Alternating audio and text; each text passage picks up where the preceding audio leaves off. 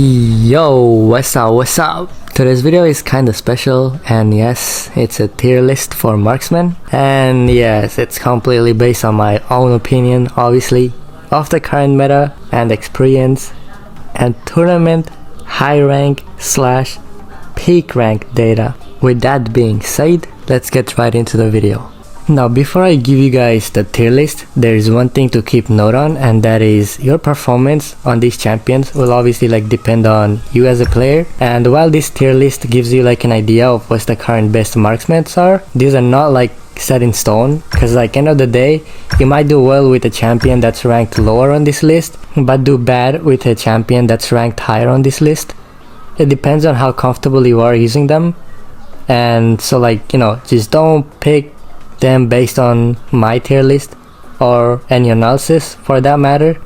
But hopefully this video helps you guys understand why these champions belong in this tier. Anyways, so the first champion we have on this list that's on S tier is Arlie. She has been the best marksman from the very beginning of her release. She's very versatile. She has insane amount of damage, mobility, and a lot of dashes with her umbrellas to go in and out of any fights. She also is the most picked marksman in any kind of HoK tournaments. It's always either banned or picked. She also has a very high pick rate in higher rank as well. Now, she's not an easy champion to play. In fact, she's very hard to play at a high level. But if you can master her, that's the only champion you need to climb past 100 stars. And that's also why she's been the best marksman since her release. It's a high difficulty, high reward type of champion with the most carry potential. Then we have Long, who's also a S tier champion. His playstyle is much different than previous marksmen. He has a lot of burst damage and true damage. He can pretty much one shot or one combo any squishy target mid to late game if they're caught off guard. He's also very versatile. He has self-sustain, crowd control, and most importantly, he has an ult that lets you run away from any bad situation. And you're also completely immune to everything when you're using the ult. He has a very high pick rate and ban rate in higher rank and tournaments, just like Arlie. And that is why he's also a S tier champion on our tier list. Also, one thing I forgot to mention is that I'm not really putting these champions in an orderly format. Now, if you see 3 champions in A tier, that just means all 3 of these champions belong in that specific tier. There's no difference going from strong to weak or weak to strong. Anyways, let's continue with our tier list, I guess. Then on A tier, we have quite a few good marksmen, starting with Marco Polo. Now, he's a super annoying champion. He has a lot of true damage and burst damage with his ult. He's very mobile. I would even consider putting him in S tier, but he's not picked a lot in tournaments, and he also doesn't have much of a sustain, which is why he's in A tier. But he's picked a lot in rank. You'll see Marco Polo almost every few games, literally every next game you'll see a Marco, especially in high rank. Not much in tournament, but this guy, he has a lot of mobility and damages basically. Then we have Direnji, Direnji, the policeman. He's a good guy, he's one of those champions you can't go wrong with picking. Not much mobilities to offer though, but he has a lot of AoE damage. Very good for team fights as well. He has good sustain and high attack speed. He's a tanky sustain type of marksman that scales into a beast, not Mr. Beast, but a beast mid to late game, if that makes sense. He does pretty well in laning phase too. He won't lose, but he won't win hard either. All depends on player though. He can cleanse crowd controls as well. And overall, he's a jack of all trades with high carry potential. He also gets picked a lot in tournaments and high rank. Can't possibly leave out that bit of important details. Then we have Shoye, who's also a very scary late game champion. He's a little slow-paced, long-range sniper type of champion that scales as the game progresses into mid to late game. He does sort of need a team though that don't suck. You need a hang in there type of team so you can scale, or you're kind of cooked. Positioning is key with this champion. He has no mobility until you hit level 4, so you definitely don't want to be anywhere close to high mobility enemies.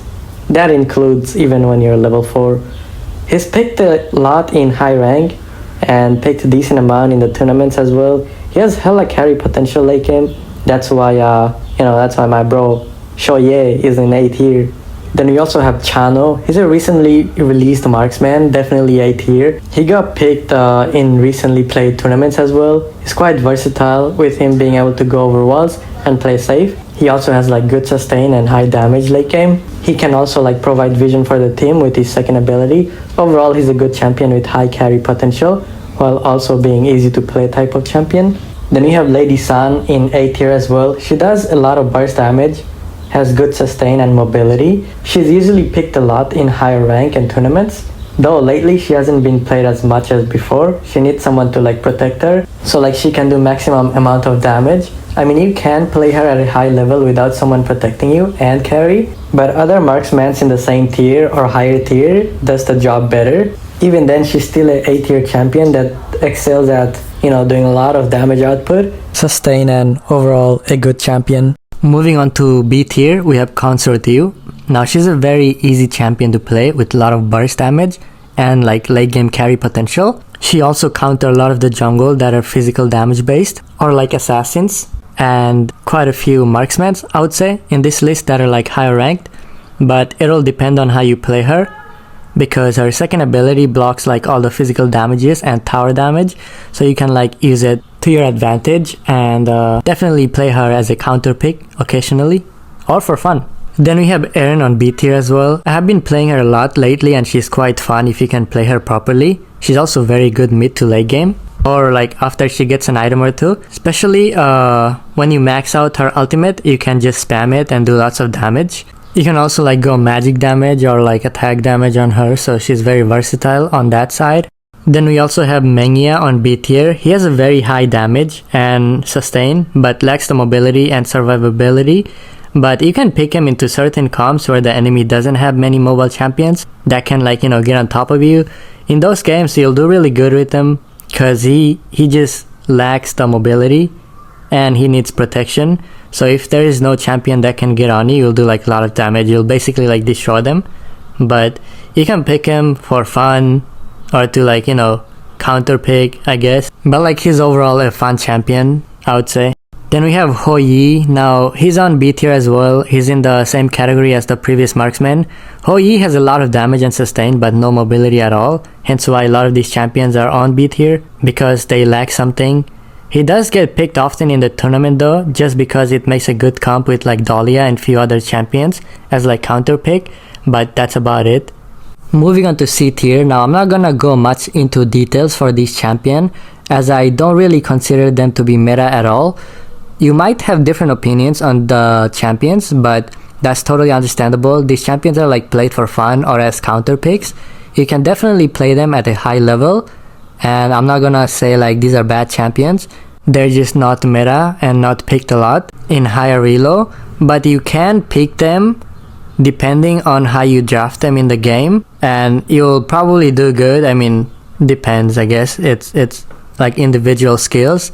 You'll probably do good, but like if you wanna win the game and there's just so many other better champions, then I see no reason to play these champions that are like non-meta. With that being said, on B tier we have Alessio. Now he has high damage, slower attacks, but he does do AoE damage with his first ability.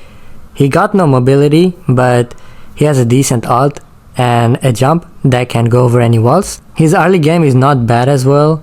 He's rarely picked in ranked though. He's also rarely picked in like peak tournament mode, and I don't think I ever seen him being played in a tournament, but I might be wrong on that. Then we have Fang. He mostly gets played in jungle. He has very short attack range and not much going for him. He has high burst damage and a useful dash with a pretty good ult, I would say, that if used right, you can kill someone instantly. He has good lane clear and tower takedown damage, so you can definitely play him as a counter pick. For example, like against Marco Polo, you can pick Fang. In a 1v1 scenario, you're most likely going to win, depending on how you play him. If Marco ults you, you just like basically dash away, because your dash gives you like immunity. But yeah, moving on to the next champion, we have Huang Zhang. Now he recently got a buff and it's kind of terrible still. Like it's not doing anything for him. Now there are some good one tricks, and I know it ain't you or me, so let's not touch him at all. He does have high damage though late game, he's just like a fun old man. Basically, you only want to play him if you want to have fun. But yeah, moving on to the next one. We have Garo, super high range on our basic attack, basically as fast as a fucking snail, 0 mobility, 0 survival instinct, 0 rees. Late game goddess though, but you're not getting to late game unless you have literally 4 of your teammates protecting you and the 5 of the enemy teammates are paid actors. Or maybe you're just the best player and you know how to play her properly. Then hats off to you. That pretty much concludes our tier list. I do want to say though, tier list for Marksman will most likely stay the same for a long period of time unless there's like some major changes happens to these champions. Like if I were to give an example, Early has been like the best Marksman for years now, and Long has been like one of the best Marksman as well ever since he released. Yeah, I mean, I don't know, hopefully you guys learned something from this video, and if you did, do hit the subscribe button and let me know if you want to see some other Marksman based guides. I will be more than happy to do so because I'm a Marksman main myself and I do have that knowledge. So yeah, I gotta go. You guys have fun.